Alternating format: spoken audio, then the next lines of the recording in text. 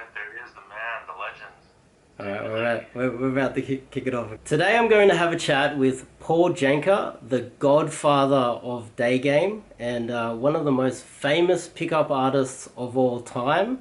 We are going to talk a little bit about game, but we're also going to discuss the end game as well. But here's a little intro just in case you don't know who Paul Janka is. New York City is a playground for the single guy. Look at this place. It's the perfect place to play the game.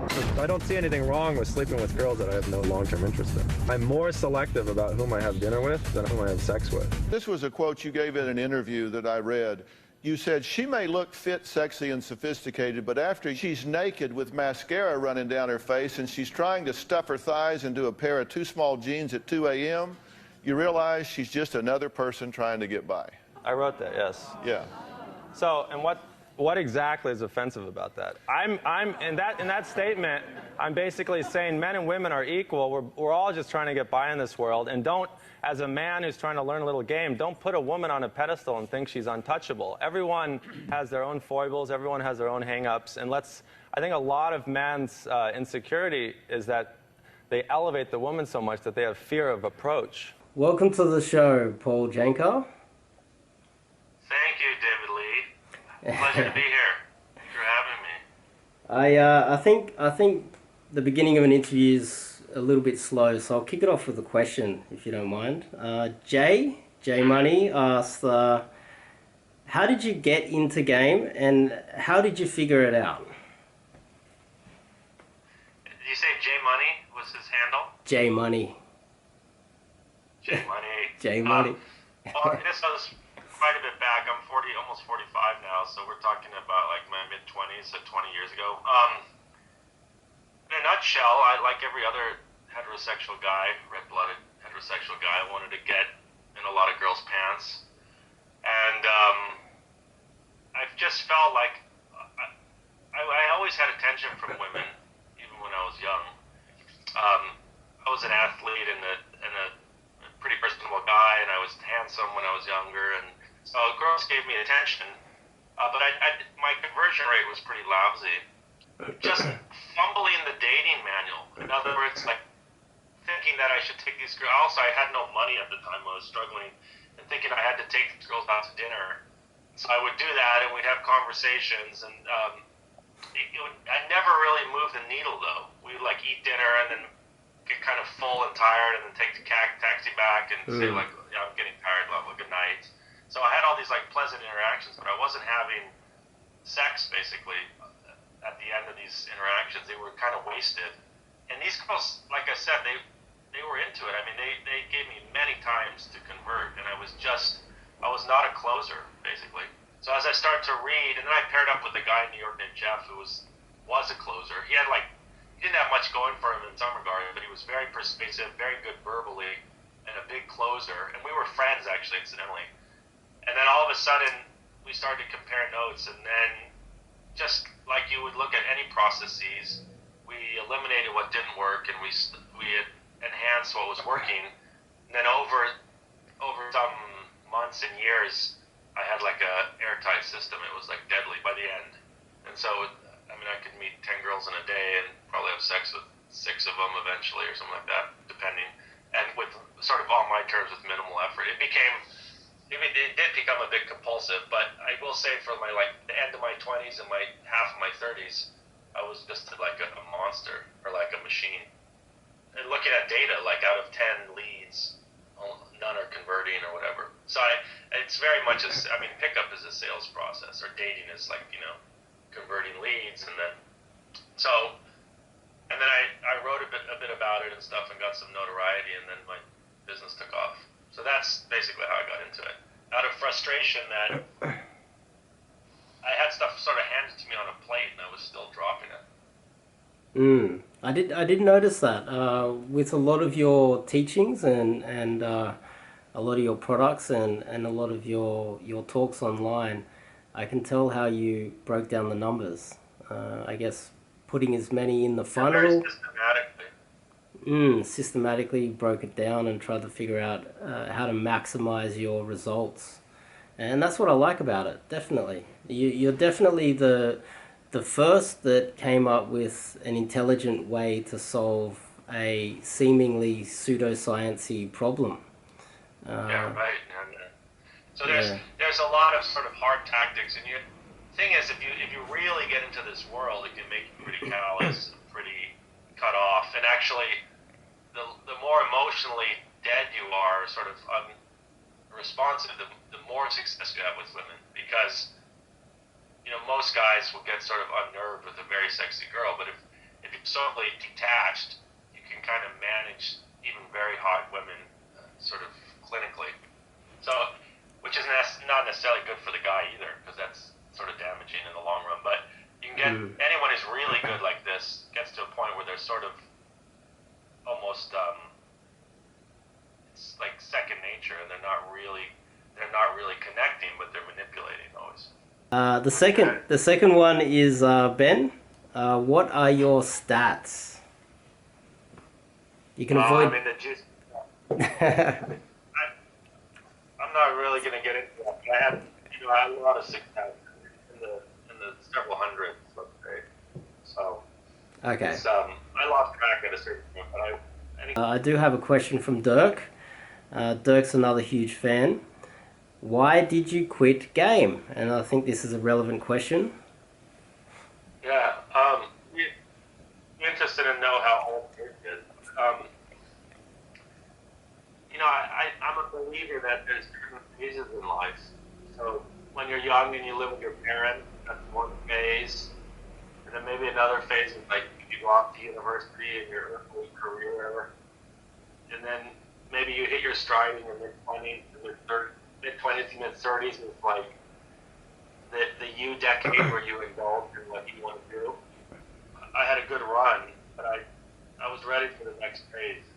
I think if you spend too long doing one thing, you kind of become a prisoner of that, and you only live once, and you start to sacrifice the next phase. About 35, most guys are shacked up with their wives, and maybe they're dead or they're working all the time. So you don't really have a brotherhood anymore. It's very fragmented. So if you're going to just run game on your own, it's pretty lonely, sort of unproductive existence. We discussed quite a few golden topics actually, and kind of the end game as if there's a time limit. Like recently, I broke up with my girlfriend. I'm in my late 30s. I'm about to turn 40, and I chose not to get married and take another path. What do you think about that? Well, obviously it's a personal decision. Well, I mean, they each have pros and cons. Marriage is difficult to live with another person and inevitably going to disagree about stuff. I mean, most of the second half of life, in my opinion, is about family and children and all that stuff. So if you pass on that, it's a huge decision, and then you don't have that, which means, I mean, I guess the pros are that you have limitless freedom. The money you make is your own. You can sleep with whomever you want. And probably most importantly is that your time is your own. You don't have, and you're not accountable to anyone really. Especially if you're independent, if you're like self-employed, if you work for yourself, then you don't even have a job to go to per se. You find yourself marrying the wrong girl, or you're not able to keep it together. That's, I mean, there's all kinds of negative things on both sides. You can have, many people have unhappy marriages. Even good marriages can be difficult. There's divorce, there's infidelity, and even imagine everything's good and you have a child born with a defect or something. That's like so heartbreaking. So, yeah, there's no guarantees in life. So, I don't know. I mean, I think some people are scared to make that leap, rightly so, and so they decide not to do it at all. They don't want to take that risk.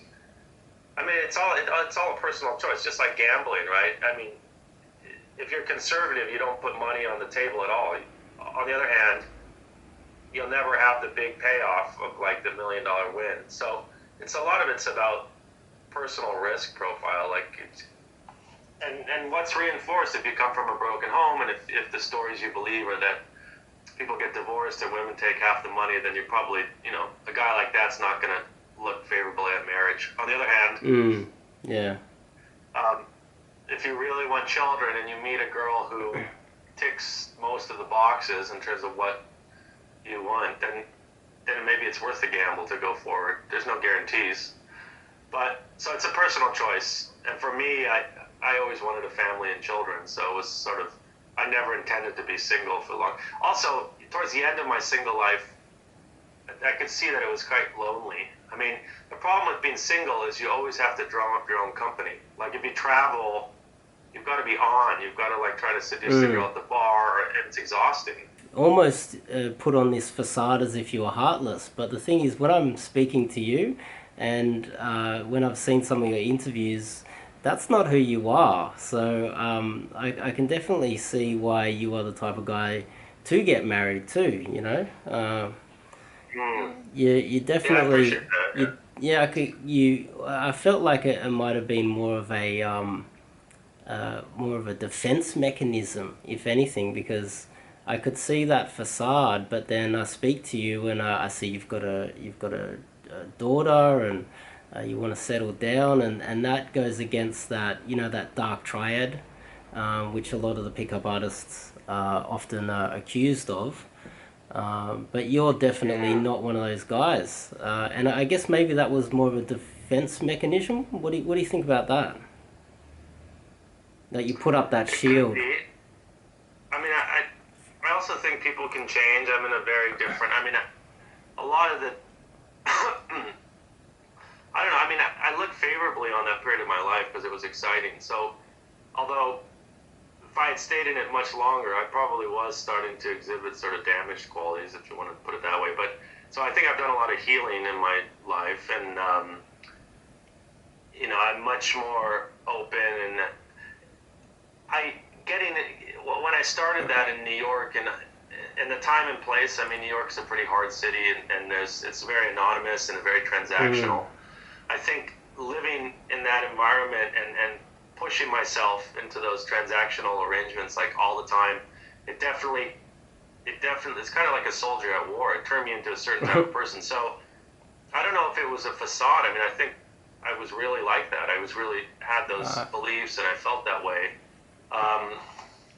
Yes. I knew if you had asked me, I probably said I would outgrow it. It was like a period.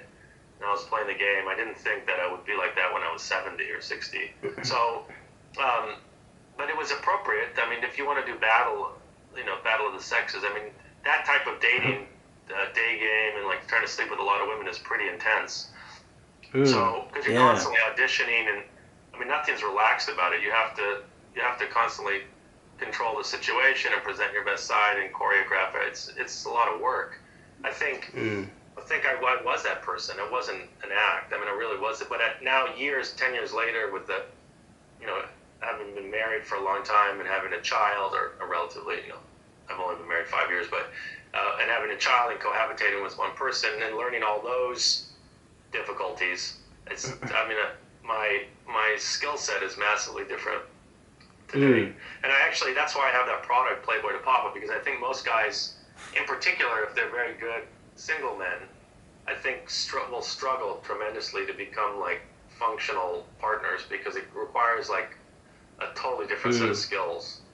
Because when you're single, you can just drop a girl if she's not cooperative, or like if it's either your way or the highway. I mean, especially if you're in a target-rich environment like New York City.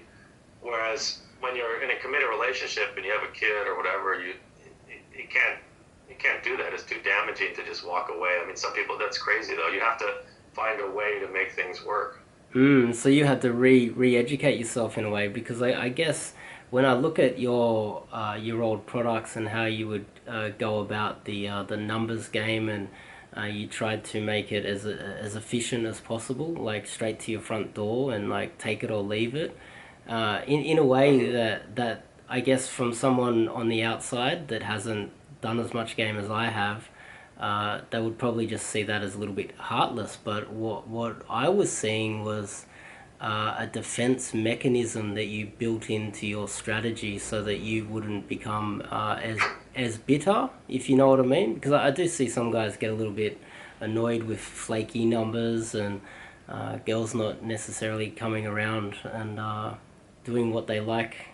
And so a lot of your game, it seemed like it was more of a it was protective of your own mental health too. Like you're going to war, as you put it, and I guess Yeah, also, I agree with that. and also it would have been difficult for you to evolve. Like even myself, like as we discussed before, my ex-girlfriend, I hit a point where I realized if I get married now, I wouldn't have kicked those career goals that I'm still aiming for, and I feel like I would have regretted it for the rest of my life. So Yeah, and also if you haven't achieved certain things and then you're forced to focus on a child or a marriage, it'll make you resentful.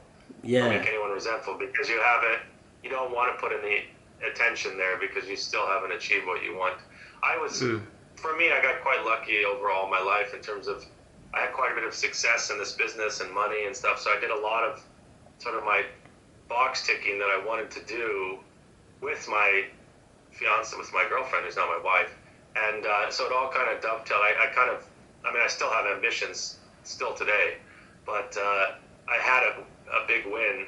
And then I was able to kind of say, okay, well, I don't mind sort of downshifting a while and focusing. But I think if you're still in that striving mode, no guy wants to like downshift and focus on changing nappies and stuff when you're trying to like build $1 million business, of course. yeah, The other thing you said was interesting was, I think it is defensive. To play the game properly, I don't have pride about that. I had to be defensive and offensive because you need to be offensive to get the girls and generate the numbers, but you also have to be very defensive in a place like New York City. Any major metropolis where you're playing hard game with a lot of numbers, like anonymously, you have to be defensive because women, especially attractive women, they'll waste your time and your resources and your attention and your money and everything by flaking and drawing and stuff. If you're not defensive, you're going to get chewed up. So I think a lot of guys who are more innocent and try to get into it, they just get bitter quickly because women don't treat them quote unquote fairly. yeah, I dare say that is one of the most powerful parts of your teachings. I'm not sure if you're aware of that, but me practicing this and spending copious amounts of time out there chasing girls is that I have seen a lot of guys come in and out of the community, and they if they don't get the results with these by downloading a ton of digital products and doing boot camps and taking on all of these different methods, a lot of them, the flaky numbers and the rejections and girls wasting their time and friend zoning them and all of the things that can go wrong. But when I look at the way you taught, it was more. It also protected their sanity too, which I think was another facet that. Were you aware of that when you were putting together your whole philosophy? Yeah, I think so. Even in my attraction formula, I talked about like keeping women in the ante-room psychologically, like, when they're unproven initially, don't bring them into the house. Keep them sort of in the lobby waiting. In other words, if you bet too heavily on an unproven prospect, you can get burned. I know that from experience. You get excited about some girl, or you allocate resources, you book some trip or restaurant, or you decline some invitation to free up a night because she says she's free, and then you're waiting, and then like 5 minutes before 8 she cancels. Yeah. And you're like, oh my God, I just rearranged my whole life. Like, that was kind of something when I read those initial terms I mentioned, like from the men's movement.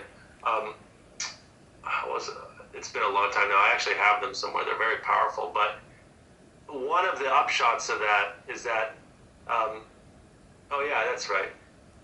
I remember reading this. I was uninitiated. I was in my mid-20s or late 20s even.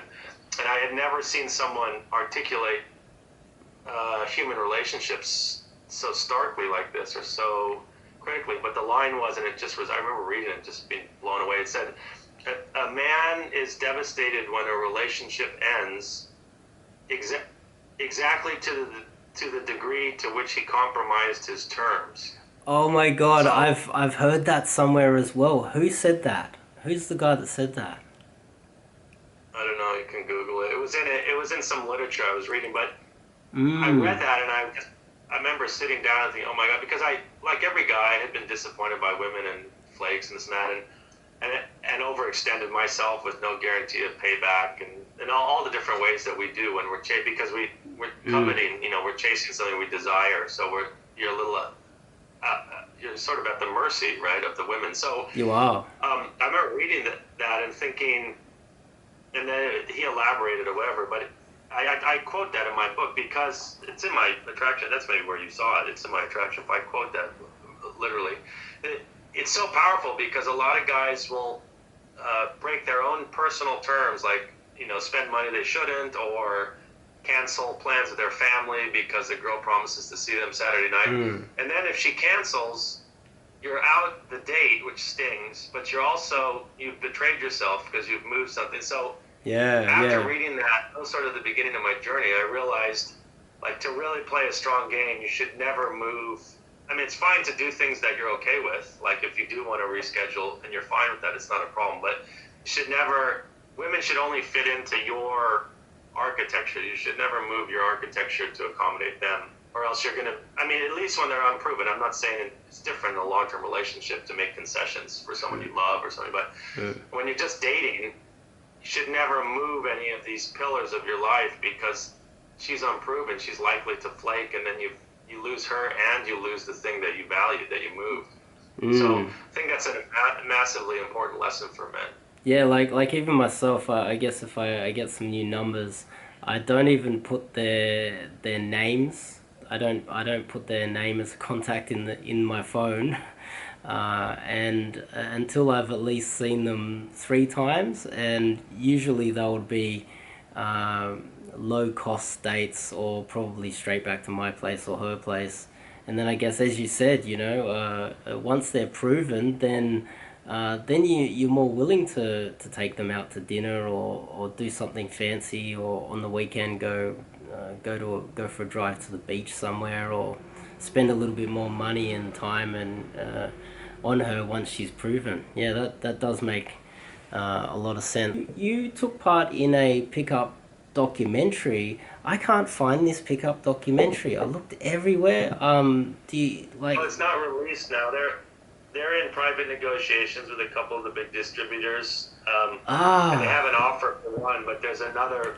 It's a big household name. I can't say it really because it's not signed yet. But I think I'm friends with the director.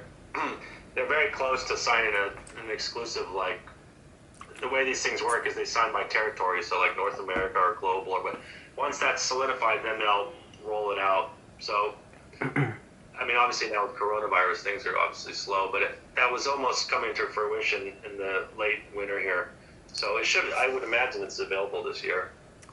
Gee, okay, it's not out yet. Did this happen a while ago? There was going to be a pickup movie at one stage. Some guys were talking about that maybe a decade ago as well. Okay, so it's not out yet. Are you able to give us a little bit of a hint as to what's in the documentary? Yeah, I mean, I've seen it. It's a fairly balanced view. Maybe it's a slightly critical, actually, of the pickup industry. It shows the market gap it fills, why men crave this kind of guidance or following gurus.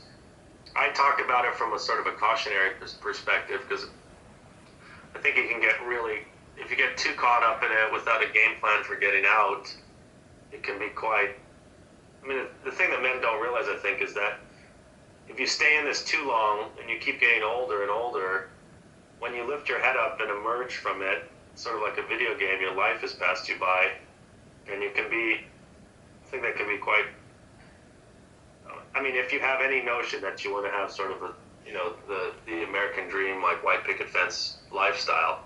When you pick your head up and you've been doing this for 20 years, I think, or 10 years, I think you can be sort of shocked that you're older now, my life has moved on, and it's like, well, what? So you just have to, I think like any cult or like niche lifestyle thing, I think you have to be aware to like, you know, do it for a period. It has some advantage. It's definitely an interesting exploration, but I wouldn't say it's something to do your whole life. But I did notice there was I've watched a few videos because I scoured the internet, and a guy by the name of Alex Social claims that he played a big part in it, or he wasn't in it as in with his own knowledge, but they were talking about him in there. Do you know about that? Do you know Alex Social? No, but most of the big names in this, in the pickup world, are interviewed, or at least like there's footage of them. Maybe on social. I mean, so really, it's nicely done. It's there's a lot of behind the scenes, like infield stuff, which gives you a taste and feel for how these boot camps work and stuff. And there's some key interviews. I have some strong commentary about the thing, and then it talks about some of the dangers of it. So it tries to be sort of balanced, in that it talks about why men need this, but also how it can be misused and stuff. I think Julien Blanc has talked about there, this guy who was like choking girls. Yeah. So, I think everyone knows about that. Yeah, that was a big drama for a while there. And there's a narrative arc. I mean, I think like any documentary, they try to tell a story about why this thing came into being and stuff. So, and I think it was finished prior to the Me Too movements. I don't think they capture any of that, which of course has like changed the landscape a lot in the last couple of years. But that's not actually part of the documentary, I don't think. Okay, so I have two questions. Okay. How can a less attractive man get a more attractive woman? I know that's a really tough question to answer. And then it goes into how to screen for a good wife. So that's two questions there. How can a less attractive man get himself a more attractive woman? I guess a higher sexual marketplace value. And how to screen for a good wife. Yeah, okay. I mean, these are my opinions, but I mean, fortunately for men, I don't think women are screening exclusively on cosmetics, meaning like the outside surface, like how you look. So, I mean, of course, that's a part of it, but I think men, I mean, look at Aristotle Onassis. He was like short, I think, and he got all these, or Roman Polanski. He was a tiny little director, like a midget almost, and he had Sharon Tate and all these beautiful women. So I think the classic way, two things to say about that. I think a guy can demonstrate value through success or ambition or notoriety. If you become well known and commanding of an audience, or like Napoleon was a short little guy, but he was a huge general. I mean, women are drawn to that power. So then that can be expressed in the modern age. It doesn't have to be power literally, like per se. It can be influence or charisma, or you can be funny. I mean, there's a lot of ways to stand out as a man, or you could have money, or ambition or particular expertise. So as long as you have something commendable, I think you can improve your standing. And screen for a wife. And I think that can trace back to character. Like, I think women are able to see a man's character, and it's more important to them than the reverse. So, like, even if as long as you have strong terms and you have a backbone, and you're quite, you do what you say what you're going to do, you're like pretty legit, solid man. I think even if you're short or not that attractive, I think you will, if you present yourself to enough women, like a fraction of those women will be attracted to you based on your character. Strong boundaries. So, strong boundaries is one way, yeah, definitely. So you can develop all that. But I mean, the good news for men is that there's a lot of pathways to find an attractive woman. Not that, by the way, not that getting an attractive woman just because she's attractive is like the end all be all. I mean, that can also, there's plenty of problem women who are attractive. So that you also have to be careful about what your goals are. But yeah, sleeping with them.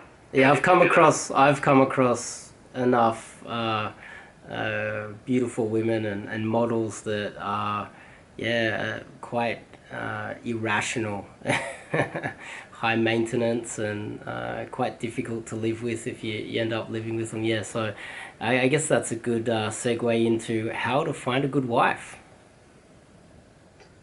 Well, if you're ready for it, I mean, I can look at my own case. I like the idea of an age gap. So my wife's 12 or 13 years younger than I am, depending when we count it. Which means I met her when she was 21, just 21, and I was in my mid-30s. That gives you enough runway to have fun with her before she has like the biological clock ticking. I think part of the problem with waiting to settle down for a guy, if you're like in your 40s, and especially if you're trying to date women that are roughly your age or even 10 years younger, is that there's so much pressure on the relationship, because if she wants kids, like there's no time to waste. So it's like it can kind of sour the whole pace of the relationship. So you want to find someone who has enough runway that they're still young and you can do stuff without feeling like you have to start a family. I mean, I think we did it pretty well. That we had my daughter's 2, so we had like 8 years together, 5 not married, 3 married. I mean, this gets into my product, Playboy to Papa, but there's certain milestones you need to hit, I believe, to give yourself a chance at a long-term or a family type of situation, a marriage. But I think as far as a single quality, I think all the superficial qualities that people point to are actually not as important. Or what I should say is they're idiosyncratic. So whether you think her sense of humor is funny or not, of course that's important, or you think beauty is in the eye of the beholder. If she's attractive, you like women with big breasts or small breasts. This is all like personal. So I can't make any general statements about that, I don't think. Do you have a good time with her? Like, is she, do you find her exciting? Like, those are all, hopefully you're choosing among partners who tick all those boxes, right? Or else you're being retarded, right? The only candidates should be ones that meet all your sort of superficial needs. But I think profoundly, at a deeper level, probably the most important quality is responsibility. So, in other words, like, is the woman responsible in all aspects of what that word means? Like, I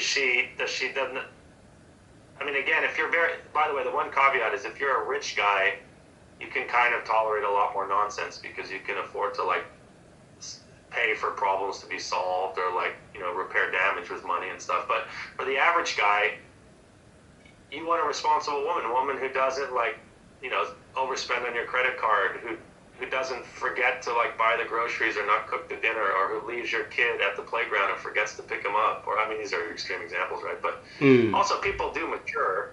But ultimately, if you just want a sort of a bullet point answer, now having been married a while and having a kid, marriage really is, someone once quoted, I think it's a woman did, it's great. She said, forget about romance. Marriage is like running a small nonprofit business with your partner. And it's true. There's so many aspects, like grocery shopping, keep the house tidy, make sure the bills are paid by the end of the month, who's taking the baby to nursery, who's emptying the nappy bin, like who's coordinating with the in-laws because you have to go there. So there's so many tasks and responsibilities. If you're with a lazy or irresponsible person, you're going to feel that. I mean, it's going to let you down so much. So really, it's almost like, who would you want to go into business with? You want someone who's honest and responsible. Yeah, it's a very complex question. That's not a sexy answer, but that's the reality of it. No, that was a good answer. I gave you a tough question to answer, that's for sure. I think the biggest mistake, I mean, guys, if they're at all experienced, they really should separate girls that are good for sex from women that are quality for a relationship. There's a huge difference. It's like I used to go to bed with, hot club girls and party girls and like knuckleheads that were like, they couldn't even pay their cell phone. I mean, just so irresponsible, but they were sexy. And when you're young, you can paper over your responsibility because the girl's sexy and this and that. But don't make any mistake that you want to make a commitment to that woman that's going to carry you over into middle age. So there's no problem with sleeping with really hot, irresponsible women, but do not get them pregnant or do not, try to make them your girlfriend, because that'll just bring a world of pain to your doorstep. Yeah, and I've also noticed amongst some of my friends, they didn't get hot girls. They actually got quite, I guess, average-looking business women, and they became awful wives as well. And I've got quite a few friends that are reaching 40 now, and they're getting divorced. I've actually attended a few divorce parties. And they're having divorce parties. Yeah, it's a real thing, and I guess some of them their wives were quite difficult from the beginning, and they thought that they would change, but they didn't. They didn't change, and a decade later they have kids, responsibilities, and they're going through a divorce and having to divvy up all of the properties, etc. Yeah, that's terrible. I mean, there are no guarantees. I go back to what I said initially. I mean, a lot of marriages, even very functional relationships and marriages can be difficult at times, very difficult. I mean, I think the highest divorce rate is the first year after having a baby. It is so insane how hard it is to have a child in the first year. Like, I totally underestimated that. It's just you're so tired, and it's a zero-sum game. Like, if I don't do it, my wife has to do it, and if she doesn't, I have to do it. I mean, especially if you don't live near extended family or have like, a whole set of staff, like, running the house, like a cook and a night nurse and a nanny. If you don't have that, it's basically down to the couple. So every time I'm lazy, she has to shoulder the burden. Luckily, she's very responsible, so it's often I'm the one who's sort of shirking responsibility. But either way, it's the other person has to pick up the slack, and obviously the baby's survival is important, is paramount. So so a lot of couples divorce after that first year because it's like everything is revealed. There's nowhere to hide. It's just testing, and guys are men and women, but often women initiate it because they're like, this guy's just not up to it. I'd rather do it on my own. Or the guy gets fed up of nagging, and women's bodies go, they don't look the way they used to after a kid, and they're like, I want a hotter model and get rid of it. But so that's all reality. I would say that a lot of it comes down to whether you want children and a family, and there's still no guarantees. But like, you obviously, if you're single, you can't really have kids. Or can't have them responsibly. So you can dodge that whole bullet, as it were, if you decide that, I'm not really keen on having offspring. That simplifies the equation massively. But for many people, including many men, they do want children. So what about guys that in their, say, early 40s are going through a divorce, and they found themselves single again? Maybe they don't have access to their children. So they're a little bit lonely. Do you recommend those guys getting the pickup? Well, yeah, I mean, it doesn't have to be pickup, but you should. I'm sure they can benefit from some technology in the dating scene.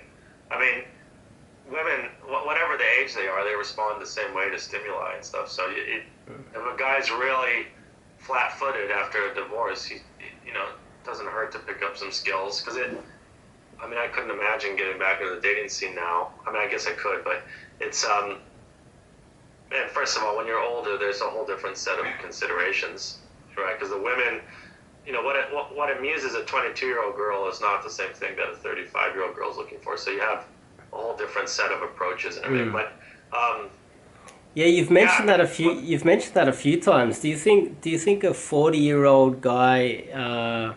Do you think it's just not that? It's the probability of him still being able to get a 21-year-old girl. It's beyond him. Do you think? No, you can get them, but it's just such a lifestyle mismatch for most men. I mean, that's not the problem. I mean, young girls like older men, but the problem is that you don't have a lifestyle compatibility. Like a 21-year-old, everything's new to her. She wants to go to the clubs till 3 a.m. She wants to drink, excess, whatever she wants to do. If you're 45 and you've done that and you're tired, you work all the time, you want to come home and like take a bath and, I mean, I'm generalizing, but read a book at 10 o'clock and kind of get a good night's rest. It's so boring for her. So she's then coming home from the club drunk at 2. And I mean, I've seen this I've also experienced it when I was still single and getting tired of it. It's not about getting her, it's about what kind of overlap do you have in lifestyle. I mean, some guys try to pretend like they're 20 again, it's fine, except you don't have the energy necessarily, and her friends are all, generally I don't see those things working on the long term. Maybe you can pretend for a month or two, but it's, people in middle age have a different approach to the weekend or to the week than a 21-year-old does. I guess that's why a lot of guys, they end up going to, say, third world countries, and over there in Europe, a lot of guys are going out into Eastern Europe, I guess, so they can play that game still. What I'll do is I'll definitely leave a link to your product, Playboy to pop up. Definitely I'll send you a link, yeah. Yeah, I think I've already got it, but yeah, I'll definitely put that in there. But it would be, I know you're not going to go back into pickup and teaching pickup again, but you've got a PhD in pickup, and it would be such a shame not to continue using it.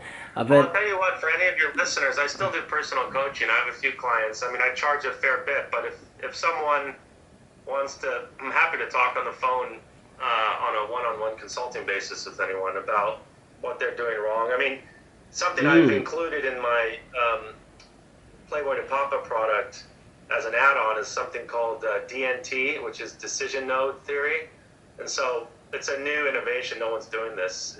It's something I came up with. Basically, if you think about pickup as a chain of events from like the first time you see the girl all the way till after you're lying on the pillow, like after sex, they're probably, I don't know exactly, I have it written down somewhere, but let's say there's 30 different micro steps along the way that you can either succeed or fail at.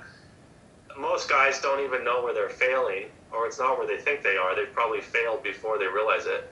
What I do in that consulting is I go through your whole chain and we look at every piece. And the problem is you can't move to the next link if the current link is broken, because you're not going to have success.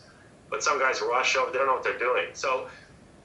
But I help the guy work on each link till it's absolutely airtight. And then once all the links are unbroken, by definition, you have solid game and you'll be sleeping with all these women. So I still do offer that on a consulting basis, DNT, to help you find where you're falling down. Well, you and I think so alike with this. Yeah, you're right. A lot of guys, they're not aware of what point in the dating process that they failed when in fact they failed several points behind. Wow, so you've already come up with a new strategy, a new product in a way. See, yeah, it's pretty neat. You're still in research. Years ago. You're still in research. There should be pickup journals where you can publish this stuff, like a professor. Yeah, I guess I probably was meant to be a professor, but as you say, I've got a PhD in pickup. And I think DNT is powerful because like a guy might say, "Well, I got her number, but she's not replying to the text," and he thinks the problem is his text game, where in fact she wrote him off at the face-to-face interaction because he was not sexy enough or wasn't getting her excited. So he can bang on with as many texts as he wants, but it's already a dead lead. He needs to back up his game to the point where he failed and then work on that before he worries about texting properly. Yeah, proper analysis of where he went wrong. And that's one of the biggest problems, isn't it? That they're not aware of where they went wrong.